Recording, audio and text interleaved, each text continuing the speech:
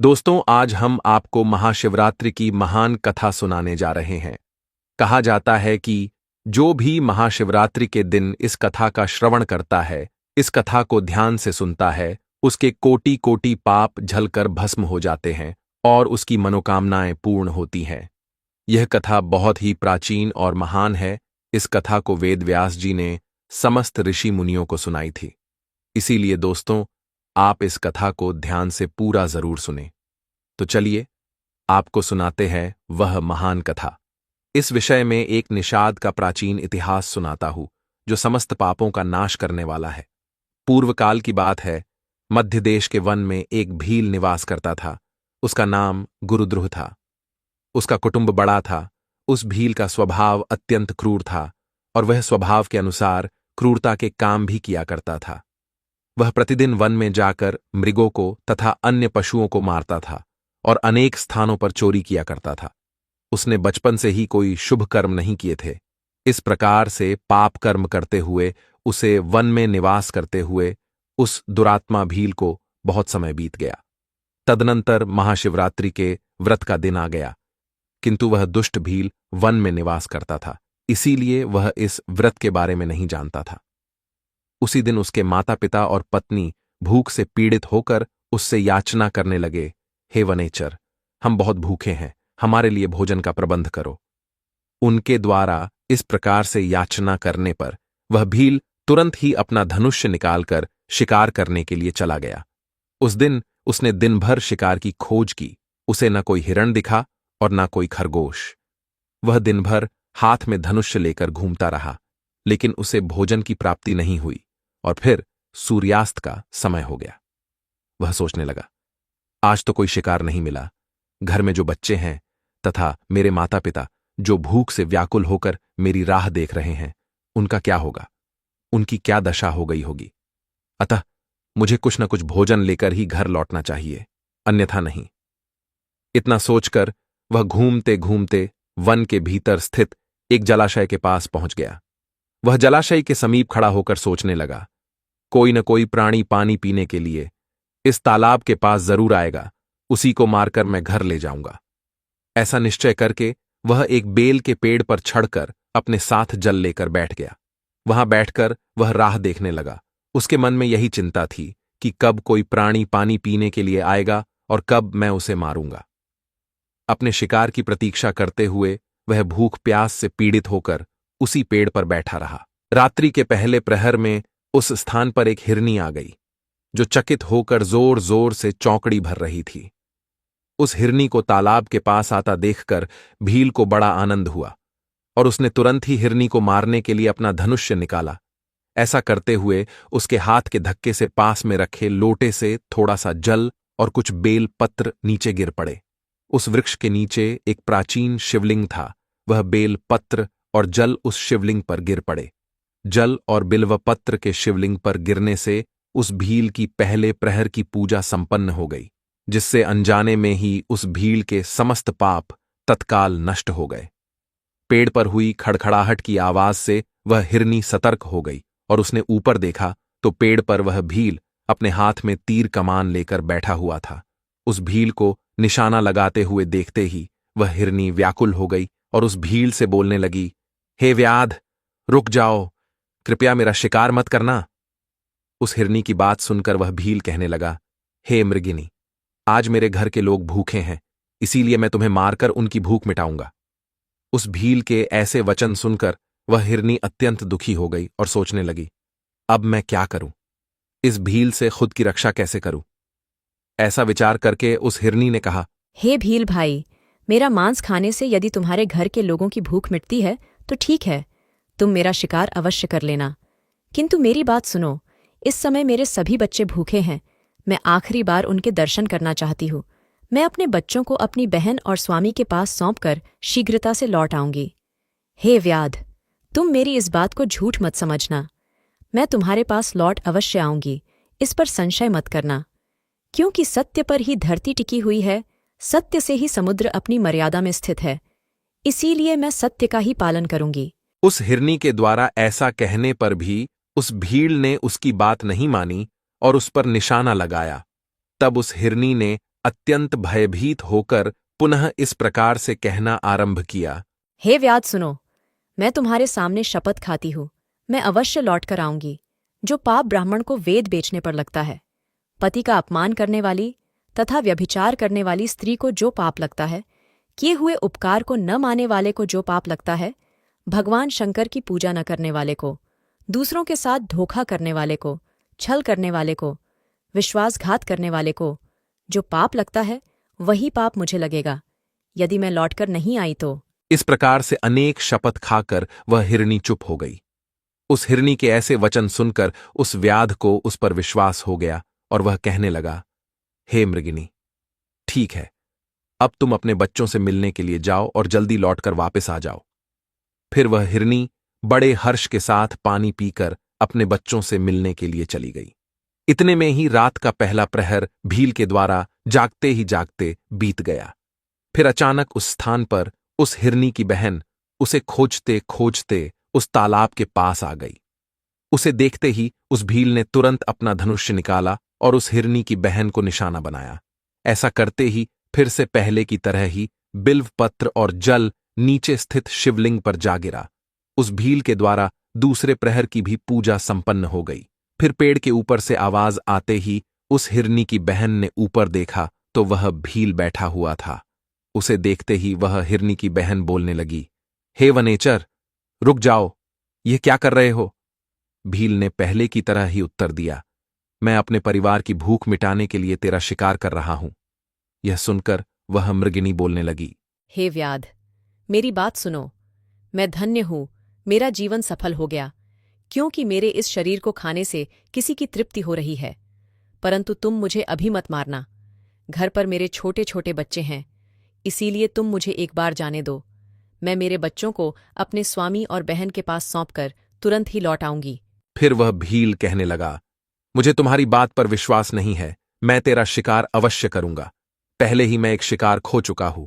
यह बात सुनकर वह हिरनी भगवान विष्णु की शपथ खाकर कहने लगी, हे व्याध, मैं जो कहती हूँ उसे ध्यान से सुनो। यदि मैं लौटकर ना आऊं तो मेरा सारा पुण्य नष्ट हो जाए, क्योंकि जो वचन देकर तोड़ देता है उसके पुण्य नष्ट हो जाते हैं। जो पुरुष अपनी पत्नी को त्याग कर दूसरी स्त्री के पास जाता है, जो भगवान विष्णु का भक्त होकर भी शिव जी की निंदा करता है, जो अपने माता पिता का श्राद्ध नहीं करता, ऐसे लोगों को जो पाप लगता है वही पाप मुझे लगे यदि मैं लौटकर ना आई तो। उस मृगिणी की बात सुनकर उस भील को बड़ी दया आ गई और वह कहने लगा, हे मृगिणी, ठीक है, तुम जाओ और शीघ्रता से लौट कर आओ। फिर वह हिरनी की बहन भी जल पीकर अपने बच्चों से मिलने के लिए चली गई। इतने में ही रात का दूसरा प्रहार जागते जागते ही उस भील ने बीता दिया। फिर रात्रि के तीसरे प्रहर का आरंभ हुआ। वह उन दोनों हिरनियों के लौटने का इंतजार करने लगा, लेकिन उन दोनों में से कोई भी नहीं आई। फिर उसने देखा कि एक हिरण उस मार्ग से आ रहा है। वह बड़ा ही हृष्टपुष्ट था। उस हिरण को देखते ही भील को बड़ा हर्ष हुआ और उसने धनुष्य पर तीर चढ़ाया और निशाना लगाया। ऐसा करते समय फिर से थोड़ा सा जल और बिल्व पत्र नीचे शिवलिंग पर गिर पड़े। उससे भगवान शिव की तीसरे प्रहर की भी पूजा संपन्न हो गई। पेड़ के ऊपर से पत्तों की आवाज आते ही उस हिरण ने ऊपर की ओर देखा तो वह भील पेड़ पर बैठा हुआ था। उस भील को देखते ही वह हिरण घबरा गया और बोलने लगा, हे व्याध, क्या कर रहे हो? रुक जाओ। भील कहने लगा, मैं अपने परिवार के लिए भोजन की तलाश में हूं, इसीलिए अब मैं तुम्हारा शिकार करने जा रहा हूं। भील की बात सुनकर वह हिरण कहने लगा, हे व्याध भाई, अगर तुमने यहां पर आई हुई मेरी दोनों पत्नियों को मार डाला है तो बिना विलंब किए तुम मेरे भी प्राण ले लो, क्योंकि उनके बगैर मैं जीवित नहीं रह सकता। जिस प्रकार से तुम्हारे लिए तुम्हारा परिवार महत्वपूर्ण है, उसी प्रकार से मुझे भी मेरा परिवार अत्यंत प्रिय है। यदि तुमने उन्हें जीवन दान दिया है तो मुझे कुछ समय के लिए जाने दो, मैं अपनी पत्नियों से मिलकर लौटकर वापस आ जाऊंगा। उस हिरण की ऐसी बात सुनकर उस भील को बड़ा विस्मय हुआ। उसके मन में रात भर का सारा घटनाक्रम घूमने लगा। वह हिरण से कहने लगा, हे मृग, तुमसे पहले तुम्हारी दोनों पत्नियां यहां पर आई थीं, वो भी ऐसे ही झूठे वचन कहकर गई है और अभी तक लौटकर नहीं आई है। अभी तुम खुद के प्राण संकट में देखकर झूठ बोलकर चले जाओगे और लौटकर नहीं आओगे, फिर मैं किसका शिकार करूंगा? मेरा परिवार तो भूखा ही मर जाएगा। फिर वह हिरण कहने लगा, हे व्याध भाई, मैं जो कुछ भी कहता हूं उसे ध्यान से सुनो। मुझ में असत्य नहीं है। यह सारा चराचर सत्य से ही टिका हुआ है। जिसके वचन झूठे होते हैं उसका पुण्य उसी क्षण नष्ट हो जाता है। इसीलिए हे भील, तुम मेरी प्रार्थना सुनो। शिवरात्रि में भोजन तथा मैथुन करने से जो पाप लगता है, झूठी गवाही देने से जो पाप लगता है, दूसरों का धन हड़पने से जो पाप लगता है, वही पाप मुझे लगे यदि मैं लौटकर ना आऊं। उस हिरण के ऐसे वचन सुनकर वह भील कहने लगा, हे मृग, ठीक है, तुम जाओ, अपनी पत्नियों से मिलकर शीघ्रता से लौटकर आओ। फिर वह हिरण भी लौटकर अपने घर की तरफ चला गया। अब वह हिरण और उसकी दोनों पत्नियां प्रतिज्ञाबद्ध हो चुके थे। वे तीनों अपने घर पर आकर आपस में बात करने लगे। सबसे पहले हिरणी ने कहा, हे स्वामी, आपके बिना हमारे बच्चे जीवित कैसे रह पाएंगे? सबसे पहले मैंने उस भील को वचन दिया है, इसीलिए केवल मुझे ही उसके पास जाना चाहिए। आप और मेरी बहन दोनों यहीं पर रहे। उसकी बात सुनकर हिरनी की बहन बोलने लगी, हे बहन, मैं तुम्हारी सेविका हूं, इसीलिए आज मुझे ही उस भील के पास जाना चाहिए। तुम यहीं पर रहो। उन दोनों की बात सुनकर वह हिरण बोलने लगा, हे प्रिय, तुम दोनों यहीं पर रुक जाओ और बच्चों का पालन करो। माता के समान बच्चों की रक्षा कोई नहीं कर सकता, और बच्चों को माता के दूध की भी आवश्यकता होती है। इसीलिए केवल मुझे ही उस भील के पास जाना चाहिए।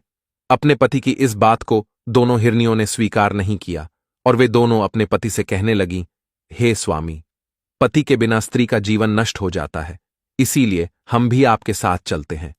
फिर वे तीनों ही अपने बच्चों को सांत्वना देते हैं और पड़ोसियों को सौंपकर उस शिकारी के पास जाने लगते हैं। उन्हें जाते देख उनके बच्चे भी उनके पीछे पीछे जाने लगे। वह भील उसी वृक्ष पर उनकी प्रतीक्षा करते हुए बैठा था। फिर वे सभी हिरण उस स्थान पर पहुंच गए। उन सभी को अपने पास आता हुआ देखकर वह शिकारी बहुत प्रसन्न हुआ और उसने उन सभी को मारने के लिए अपने धनुष्य पर बाण चढ़ाया। ऐसा करते हुए पुनः थोड़ा सा जल और बिल्व पत्र शिवलिंग पर गिर पड़े। इससे उस भील की चौथे प्रहर की पूजा भी संपन्न हो गई। चौथे प्रहर की पूजा होते ही उस भील के समस्त पाप भस्म हो गए। अनजाने में ही उसने महाशिवरात्रि का व्रत पूर्ण कर लिया, जिससे उसको दुर्लभ ज्ञान प्राप्त हुआ। उसका हृदय पाप से मुक्त हो गया और उसके अंदर भगवत शक्ति का वास हो गया। वह सोचने लगा, ये सभी मृग ज्ञानहीन पशु होने पर भी धन्य है, क्योंकि ये सभी अपने शरीर से ही परोपकार में लगे हुए हैं। ये सभी सत्य का पालन करने वाले हैं, किंतु मैं तो महापापी हूं। प्रतिदिन अनेक प्रकार के पाप करके मैंने अपने परिवार का पालन किया है। अब मेरी क्या गति होगी? मैंने जन्म से लेकर अब तक केवल पाप ही किए हैं। मेरे जीवन पर धिक्कार है। इतना सोचकर उस भील ने अपने बाण को रोक लिया और कहने लगा, हे श्रेष्ठ मृगो, मैं तुम्हारी सत्यवाणी से अत्यंत प्रसन्न हूं, इसीलिए अब मैं तुम्हारा शिकार नहीं करूंगा। तुम सभी अपने घर को लौट जाओ। उस भील के द्वारा इतना कहते ही भगवान शिव उस पर तत्काल प्रसन्न हो गए और वे उस स्थान पर प्रकट हो गए। और उन्होंने बड़े ही प्रेम से उस भील से कहा, हे भील, मैं तुम्हारे व्रत से प्रसन्न हूं, अब तुम कोई वर मांग लो। अपने सामने भगवान शिव को देखकर उस भील के हाथ से धनुष्य गिर पड़ा और वह भगवान शिव को बारंबार प्रणाम करने लगा और कहने लगा, हे प्रभु, मैं आपके दर्शन से ही धन्य हो गया, अब मुझे कुछ नहीं चाहिए। भगवान शिव उस भील से कहने लगे, हे व्याध, आज से तुम श्रृंगवेरपुर में जाकर निवास करो और दिव्य भोगों का उपभोग करो। तुम्हारे वंश की वृद्धि होगी, सभी देवता तुम्हारी प्रशंसा करेंगे। फिर एक दिन भगवान श्री राम तुम्हारे घर पर आएंगे और तुमसे मित्रता करेंगे। तुम उनकी सेवा करके दुर्लभ मोक्ष को प्राप्त करोगे। उसी समय वे सभी मृग भगवान शिव का दर्शन करके मृग योनि से मुक्त हो गए और दिव्य देह धारण करके विमान पर बैठकर दिव्य लोक को चले गए। तभी से उस पर्वत पर भगवान शिव व्याधेश्वर के नाम से प्रसिद्ध हुए, जो दर्शन और पूजन करने पर तत्काल भोग और मोक्ष प्रदान करने वाले हैं। इस प्रकार से अनजाने में ही महाशिवरात्रि का व्रत करने के कारण उस भील को भगवान शिव की कृपा प्राप्त हुई। संपूर्ण शास्त्रों में महाशिवरात्रि के व्रत को सर्वोत्तम कहा गया है। इस प्रकार से मैंने आप सभी को महाशिवरात्रि के व्रत का महात्म्य सुना दिया है। तो दोस्तों, यह थी महाशिवरात्रि की व्रत कथा। इस कथा को पूरा सुनने के लिए आप सभी का धन्यवाद। ये कथा आपको कैसी लगी कमेंट करके अवश्य बताएं। जानकारी अच्छी लगी तो वीडियो को लाइक जरूर करें और कमेंट में हर हर महादेव जरूर लिखें। साथ ही चैनल को सब्सक्राइब करें। आप सभी का धन्यवाद।